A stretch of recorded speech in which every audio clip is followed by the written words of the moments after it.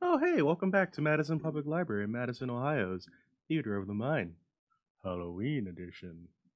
Tonight we conclude The Monkey's Paw by W. W. Jacobs. To hear more stories, like this video and subscribe to our YouTube channel. Last night we left off with a visitor having been let into the White household and Mrs. White waiting for him to begin speaking, which he does now. And we return to the second part of The Monkey's Paw by W. W. Jacobs. I was asked to call, he said at last, and stooped and picked a piece of cotton from his trousers. I come from Ma and Megan's. The old lady started. Is anything the matter? She asked breathlessly. Has anything happened to Herbert? What is it? What is it? Her husband interposed. There, mother, he said hastily. Sit down and don't jump to conclusions. You've not brought bad news, I'm sure, sir. And he eyed the other wistfully. I'm sorry, began the visitor. Is he hurt? Demanded Mother wildly. The visitor bowed in assent. Badly hurt, he said quietly, but he is not in any pain. Oh, thank God, said the woman, clasping her hands. Thank God for that.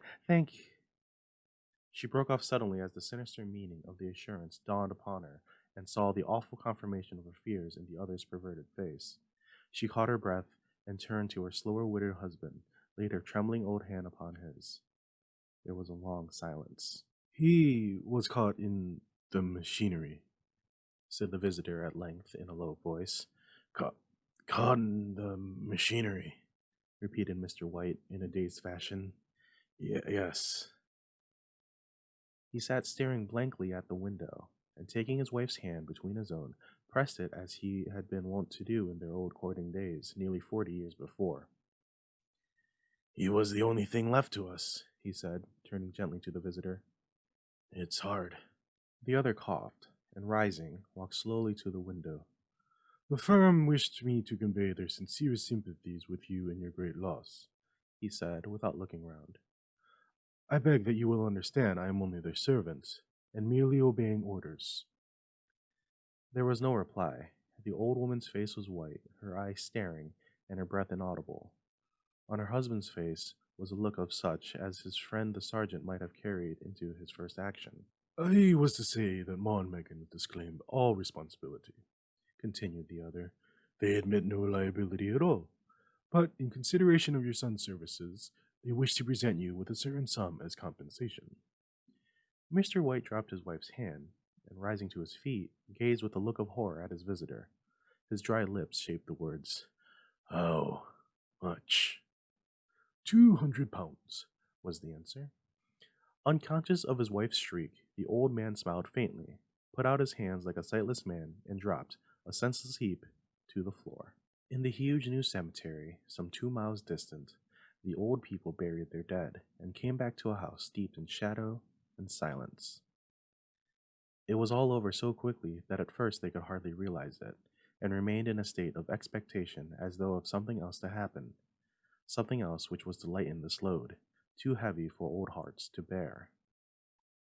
But the days passed, and expectation gave place to resignation, the hopeless resignation of the old, sometimes miscalled, apathy. Sometimes they hardly exchanged a word, for now they had nothing to talk about, and their days were long to weariness. It was about a week after that the old man, waking suddenly in the night, stretched out his hand and found himself alone. The room was in darkness, and the sound of subdued weeping came from the window. He raised himself in bed and listened. Come back, he said tenderly. You'll be cold. It's colder for my son, said the old woman, and wept afresh. The sound of her sobs died away on his ears. The bed was warm, and his eyes heavy with sleep. He dozed fitfully, and then slept until a sudden wild cry from his wife awoke him with a start. The paw! She cried wildly. The monkey's paw! He started up in alarm. Where? Where is it? What's the matter? She came stumbling across the room towards him. I want it, she said quietly. You've not destroyed it? It's in the parlor, on the bracket, he said, marveling. Why? She cried and laughed together, and bending over, kissed his cheek. I only just thought of it, she said hysterically. Why didn't I think of it before? Why didn't you think of it? Think of what? He questioned. The 2 other wishes, she replied rapidly. We've only had one. Was that not enough? He demanded fiercely. No, she cried triumphantly. We'll have one more. Go down and get it quickly, and wish our boy alive again." The man sat up in bed and flung the bedclothes from his quaking limbs. "Good God, you are mad!" he cried aghast. "Get it!" she panted. "Get it quickly and wish. Oh, my boy, my boy!" Her husband struck a match and lit the candle. "Get back to bed," he said unsteadily. "You don't know what you are saying." "We had the first wish granted," said the old woman feverishly. "Why not a second?" "Ugh, a coincidence," stammered the old man.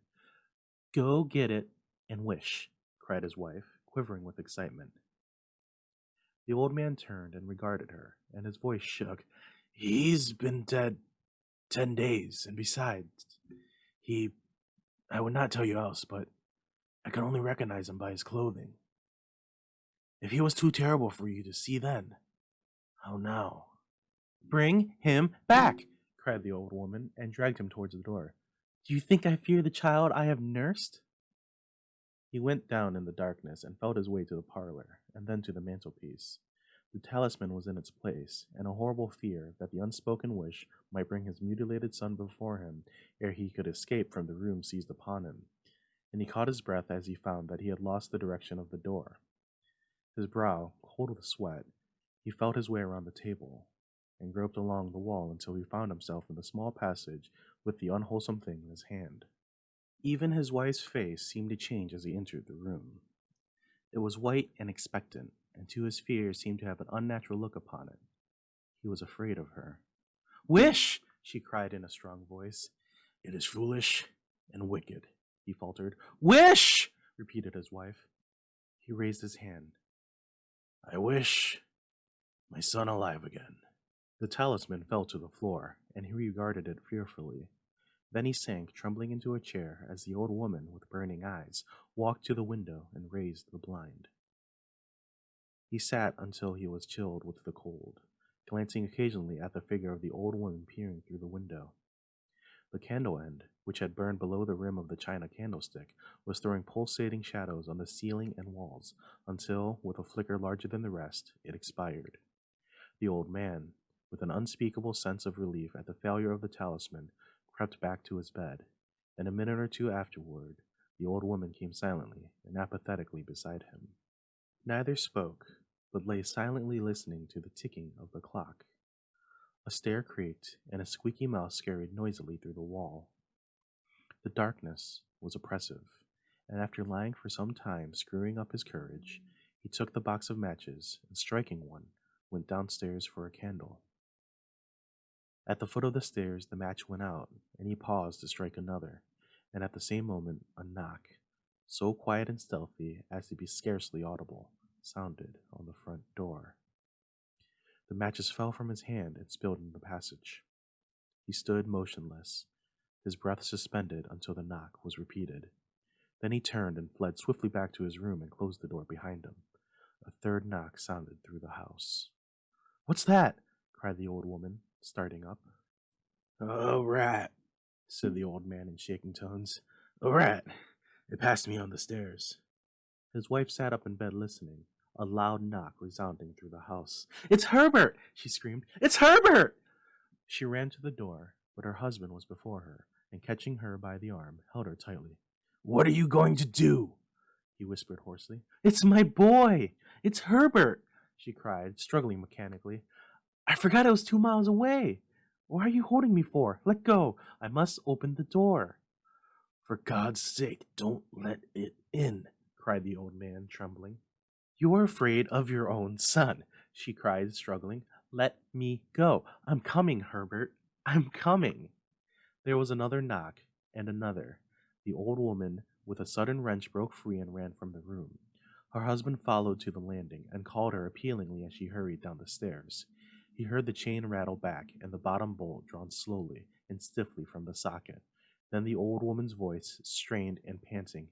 "The bolt!" she cried loudly. "Come down! I can't reach it!" But her husband was on his hands and knees, groping wildly on the floor in search of the paw. If he could only find it before the thing outside got in. A perfect fusillade of knocks reverberated through the house, and he heard the scraping of a chair as his wife put it down in the passage against the door. He heard the creaking of the bolt as it came slowly back, and at the same moment he found the monkey's paw, and frantically breathed his third and last wish. The knocking ceased suddenly, although the echoes of it were still in the house. He heard the chair drawn back and the door opened. A cold wind rushed up the staircase, and a long, loud wail of disappointment and misery from his wife gave him the courage to run down to her side and then to the gate beyond. The street lamp flickering opposite shone on a quiet and deserted road. And this was the conclusion of The Monkey's Paw by W. W. Jacobs. Don't forget to like this video and subscribe to our YouTube channel. Also follow us on Facebook, Twitter, Instagram, and Pinterest. Goodbye!